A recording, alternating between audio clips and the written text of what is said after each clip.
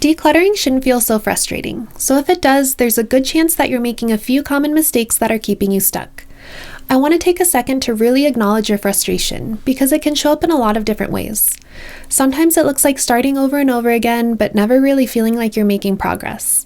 Sometimes it looks like getting stuck in the process itself, not knowing what to keep, what to let go of, or where to even begin.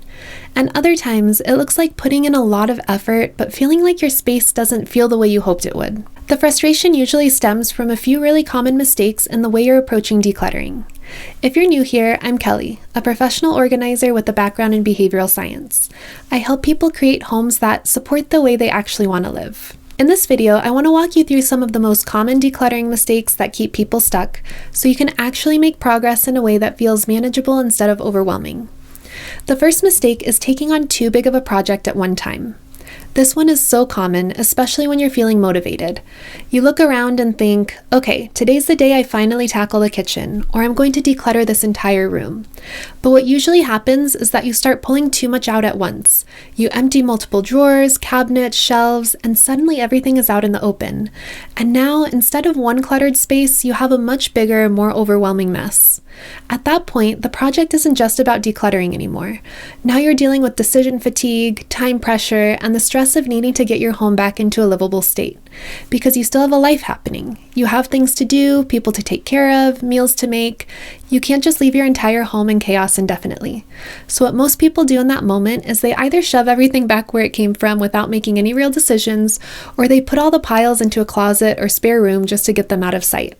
And that's often how one clutter problem turns into another. A much better approach is to make the project much smaller than you think it should be. One drawer, one shelf, one cabinet, one small section of a closet. It may not feel dramatic, but it allows you to actually finish what you start, and that's what builds real momentum. Another mistake I see all the time is starting without a clear game plan. A lot of people jump into decluttering because they're frustrated or motivated in the moment, but they haven't really thought through what they're doing or what they want to accomplish in that session.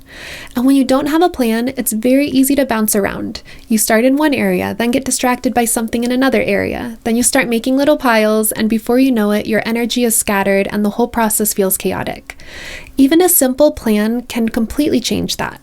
Before you start, get clear on what specific area you're working on, how much time you realistically have, and what your goal is for that session.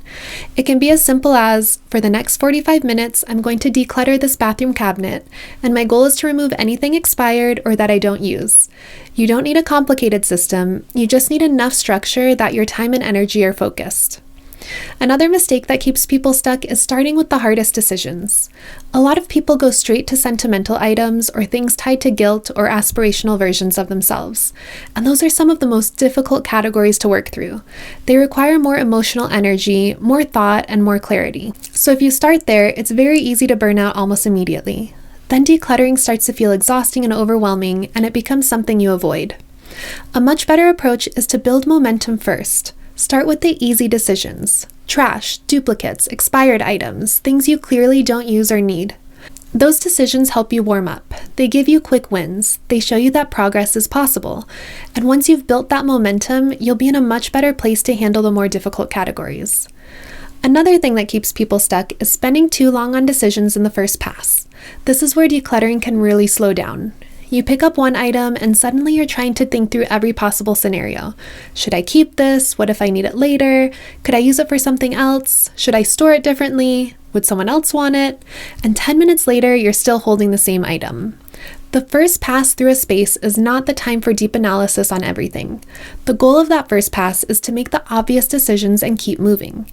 You're looking for the clear yeses and the clear nos. You're reducing the overall volume.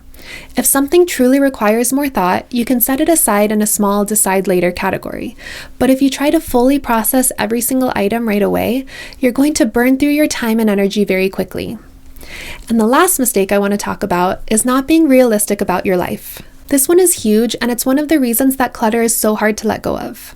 Sometimes we hold on to things for a version of ourselves that doesn't quite exist in our current reality.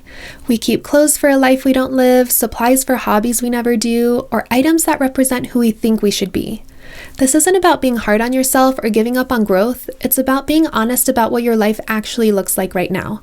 Because your home functions best when it supports your real routines, your real priorities, and your current season of life. When you try to make your space serve too many versions of yourself at once, it becomes harder to maintain, harder to use, and harder to feel calm in. So as you're decluttering, it can be really helpful to ask, does this support the life I actually live? And does this earn the space it's taking up in my home right now? That level of clarity is what creates a home that feels easier to live in. If you've been feeling stuck with decluttering, I want you to know that it's usually not about a lack of motivation or discipline.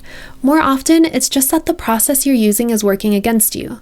So if you take anything from this video, start smaller, make a simple plan, begin with easier decisions, move a little faster on the first pass, and be honest about what your life actually looks like. Those shifts can make decluttering feel so much more doable. And if you want help taking this a step further, I have another video where I walk you through how to declutter without regret, which pairs really well with this and helps you feel more confident in your decisions. I'll link that here on the screen and in the description below.